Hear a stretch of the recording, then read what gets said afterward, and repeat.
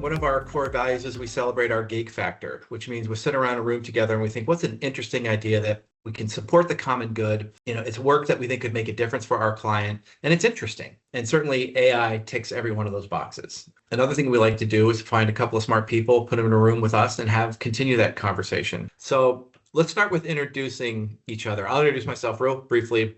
I'm Steve Beshek. I'm a principal at Benefactor Group. I've been working with and for nonprofits for my entire career. Spent the first half as a fundraiser, became a consultant in 2000, focused on how to make nonprofits more effective. Hi, so I'm Venancio Batista-Pedro, founder of VenBats AI Consulting, and I've tried about 250 plus tools I've tried in the AI space. So I have a broad knowledge. I'm Angela Siefer. I'm the Executive Director of the National Digital Inclusion Alliance. I'm here in Columbus, Ohio, but I work around the country. We have over 2,000 affiliates who are providing digital inclusion services to their communities, which means they're teaching folks how to use the internet, how to be safe online, how to figure out an app. When you think about AI, what thoughts and emotions come up for you? It is a challenging topic, right? Just as with technology, maybe even worse, it causes harm. AI is being used to feed us misinformation and disinformation, and it is scamming people already. So I think we have to acknowledge those types of harms, and that's not even getting into the environmental impacts of AI. But at the same time, I think we have to also wrestle with the fact that it's not going anywhere. And I think the best analogy for it is I feel like I'm standing at the edge of a cliff and I'm amazed by the view. But I'm very aware of how high up I am, and I'm maybe a little bit too close to the edge. How would you recommend a nonprofit, whether it's somebody on the fundraising side, capacity building, or even on the program delivery side? It's like, how do we begin to demystify this in a smart way and make it something that we could, feel comfortable getting started with? Like almost everything, you need to connect it back to your mission outcomes and try to, as best you can, ignore the jargon, ignore the hype. If you can't see a clear way how that can impact either your mission or your fundraising capabilities, right? If it doesn't make sense to you right now, just let it go. Focus on the here and now, focus on your mission, focus on how it can maybe improve what you're currently doing. At NDIA, we encourage our team members to play with it. Not everybody has a lot of time. Everybody's really busy, so it's not as if you can play with it a lot, but to take a few minutes to do that. We also created an AI policy, so it's really clear with folks what they can and can't do. One of the things that we determined is important to us is that we are considered an expert in the field of digital equity. Folks look to us for advice. Our affiliates do, policymakers, others look to us. So we want to be clear that anything that we have written and we're putting out there is ours. If we use a tool to tweak it, that's fine, but we're not going to use an AI tool to write something that represents us and who we are. How much can we really trust, no matter what they say or what we try to do, that our data is not out there anyways? Our data's out there. If you've used a phone, your data's out there, right? You have a Gmail account, your data's out there. Unless you're, pulling a Walden and living in a hut by a lake and have no electricity, your data's out there, at least to some extent. And there's no real going back from that. But this was true before AI. This was true in 2019. Advertising is built on it for the last 15, 20 years. What advice would you give somebody who deals with people's, maybe not necessarily personally identifiable, but fairly intimate information about my relationship with somebody and how they give? So what you can control is what you put into the AI tools, right? So if you, like yourselves, you work with organizations that have data that's sensitive, just imagine every time you're putting something into an AI, would I post this on a public forum? If the answer is no, don't put it into the AI. Let's say you're looking at one specific thing. So prospect research on one donor. Can you use AI? You can. Don't give it any information. See what information it has, right? I think that is ethical. You're pulling what information it has about the donor. Mm-hmm. Don't upload any information about the donor. Don't say anything about the donor except to search for the donor name. That's how I would approach it, and that's how I think is the best use case for right now, the best you can do right now? Anything that we have that we think might be private, personal identifiable information, and anything else. So for example, we have set up database systems for some of our affiliates to gather information when they're working with a client. So that client might be saying something like, I just lost my job, right? So that is personal information to that individual.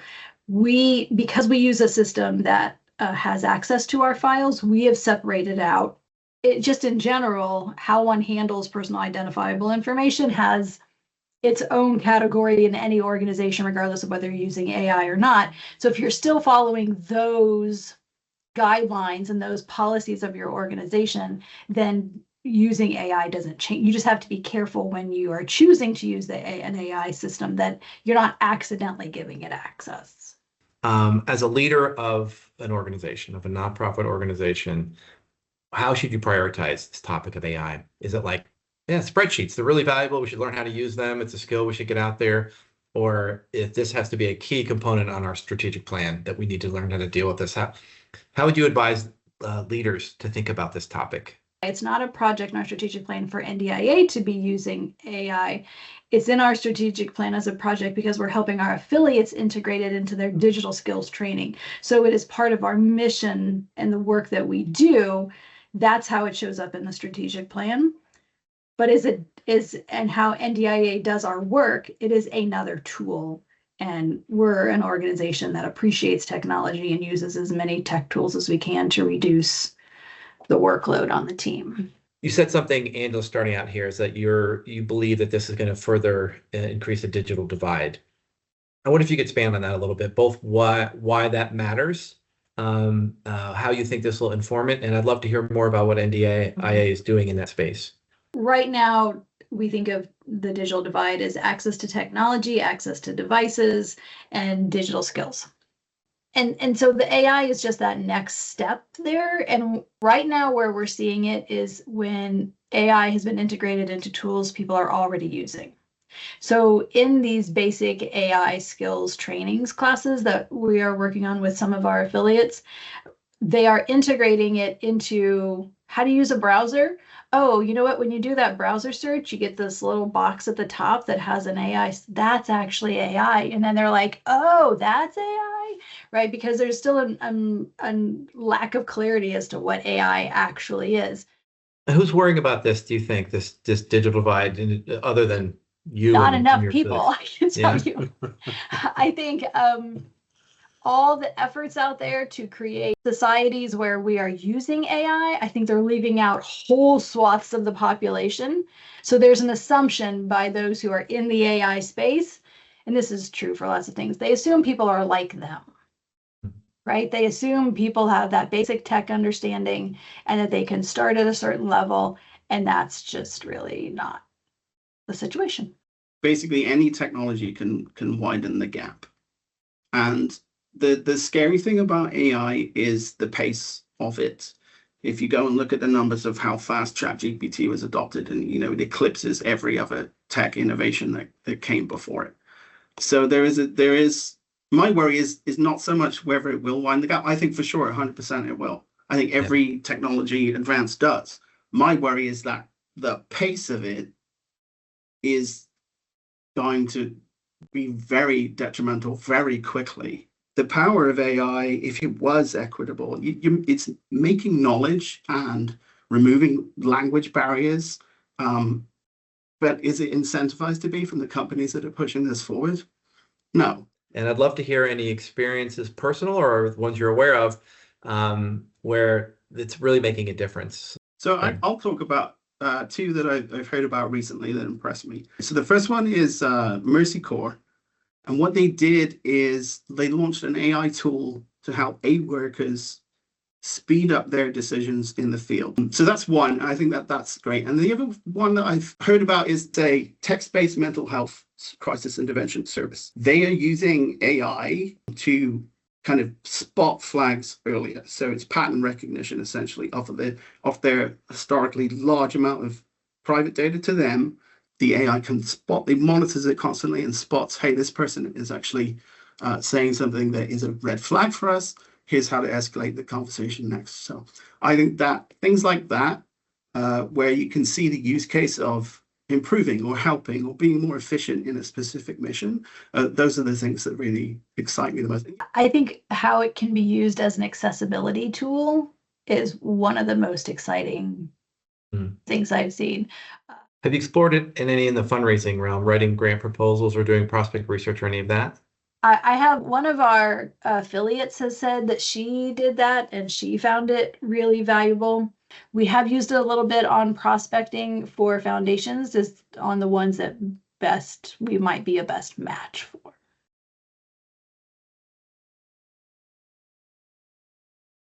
I took a few moments to reflect on this conversation we had with Ben and Angela, and thanks again to them for taking the time. And just wanted to share a few takeaways that occurred to me and some of the things we've talked about here at Benefactor Group.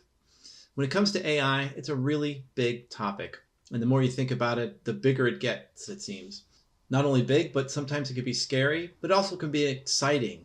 And so how do we think about it? Well, one is that we always recommend that you lead with curiosity and abundance. Yes, there are some things to be wary of when it comes to AI, both internally at your organization and in society, but there's a lot of good that it can do. And so align it with your core values, be curious, be abundant, and you think you'll find good stuff will happen. Another one is to think about the old cliche of how to eat an elephant, although this feels more like how to eat a whale. And it's still a bite at a time. Pilot projects. Come up with an idea on how you might use AI, a thoughtful idea, not just organically deciding one morning to try it out, but to initiate a project, whether it's about doing some data analytics or testing it out, writing a report or an appeal letter. Go through the process with others, think about it strategically, do them small, fast, and learn, and do it often. We also recommend that you normalize AI at your organization. If you're using it, you should share that you're using it. It shouldn't be a secret. It shouldn't be something to hide. Whether you're a leader or an individual contributor, the more you share your experiences with AI, the more everybody else can learn and the more normalized it can be at your organization. And lastly, but not least, put a policy in place. Make sure that you have given some thought to how AI is going to be used at your organization. Share the policy with others, write it down, be okay changing it, but put something in place today so the folks at your organization and those that you serve understand how you're going to use AI. And good luck.